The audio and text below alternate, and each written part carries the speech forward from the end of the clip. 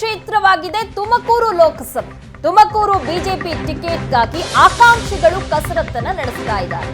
ಈ ಮೂಲಕ high voltage ಕ್ಷೇತ್ರವಾಗಿದೆ ತುಮಕೂರು ಲೋಕಸಭೆ ಕ್ಷೇತ್ರ. ತುಮಕೂರು ಬಿಜೆಪಿ ಟಿಕೆಟ್ಗಾಗಿ ಆಕಾಂಕ್ಷಿಗಳ ಕಸರತ್ತು ಮುಂದುವರೆದಿದೆ. ಪ್ರಹ್ಲಾದ್ ಜೋಶಿಯನ್ನ ಭೇಟಿಯಾಗಿದ್ದಾರೆ ಆಕಾಂಕ್ಷಿ ಡಾಕ್ಟರ್ ಎಸ್ ಪರಮೇಶ್ ಅವರು. Doctor S Paramesh Tumakuru BJP ಜಿಲ್ಲಾ ಖಜಾಂಚಿ.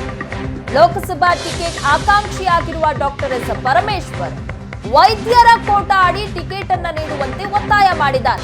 ಪ್ರಹ್ಲಾದ್ ಜೋಶಿ ಅವರನ್ನ ಭೇಟಿಯಾಗಿ ಒತ್ತಾಯ ಮಾಡಿದ್ದಾರೆ.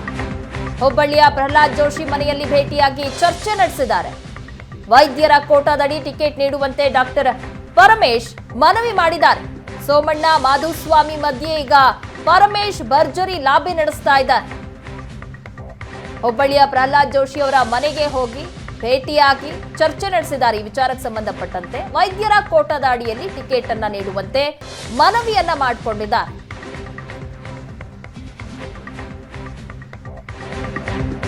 ತುಮಕೂರು ಟಿಕೆಟ್ಗಾಗಿ ಬಿಜೆಪಿ ಆಕಾಂಕ್ಷಿಗಳ ಲಾಬಿ ಮುಂದುವರೆದಿದೆ. ಹುಬ್ಬಳ್ಳಿಯಲ್ಲಿ ಕೇಂದ್ರ ಸಚಿವ ಪ್ರಹ್ಲಾದ್ ಜೋಶಿ ಬಗ್ಗೆ ಹೇಳಿಕೆ ಕೊಟ್ಟಿದ್ದಾರೆ. ಯಾರಿಗೆ ಟಿಕೆಟ್ ಕೊಟ್ಟರೂ ವಿಶ್ವಾಸದಿಂದ ಕೆಲಸ ಮಾಡ್ತಾರೆ.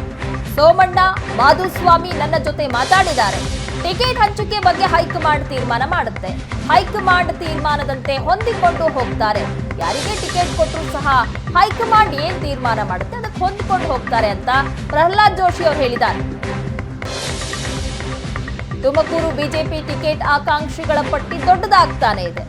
ಈಗಾಗಲೇ ಪ್ರಹ್ಲಾದ್ ಜೋಶಿ ಅವರನ್ನ ಭೇಟಿಯಾಗಿ ಡಾಕ್ಟರ್ ಎಸ್ ಪರಮೇಶ್ವರ್ ಅವರು ಮಾತಾಡಿದ್ದಾರೆ. ಸೋಮಣ್ಣ ಮಾಧುಸ್ವಾಮಿ ಅವರು ಸಹ ರೇಸ್ನಲ್ಲಿದ್ದಾರೆ. ಈ ಕುರಿತು ಪ್ರಹ್ಲಾದ್ ಜೋಶಿ ಹೇಳಿಕೆಯನ್ನ ನೀಡಿದ್ದಾರೆ.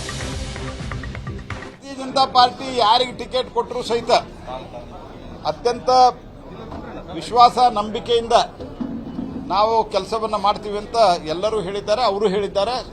ಸೋಮಣ್ಣ ಅವರು ನನ್ನ ಜೊತೆಗೆ ಮಾತಾಡಿದ್ದಾರೆ. ಮಾಧುಸ್ವಾಮಿ ಅವರು ಮಾತಾಡಿದ್ದಾರೆ. ಅದರಲ್ಲಿ ಯಾವುದೇ ಇಶ್ಯೂ ಇಲ್ಲ. ಪಾರ್ಟಿ ತೀರ್ಮಾನ ಮಾಡ್ತದೆ. ನಮ್ಮ ರಾಷ್ಟ್ರೀಯ ನಾಯಕತ್ವ ತೀರ್ಮಾನ ಮಾಡ್ತದೆ. ಆ ತೀರ್ಮಾನ ಪ್ರಕಾರ ಎಲ್ಲರೂ ಹೊಂದ್ಕೊಂಡು ಹೋಗ್ತಾರೆ.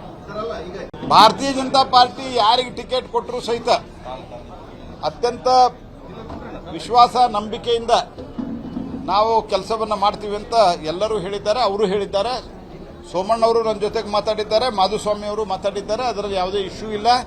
ಪಾರ್ಟಿ ತೀರ್ಮಾನ ಮಾಡ್ತದೆ. ನಮ್ಮ ರಾಷ್ಟ್ರೀಯ ನಾಯಕತ್ವ ತೀರ್ಮಾನ ಮಾಡ್ತದೆ. ಆ ತೀರ್ಮಾನ ಪ್ರಕಾರ ಎಲ್ಲರೂ ಹೊಂದ್ಕೊಂಡು ಹೋಗ್ತಾರೆ.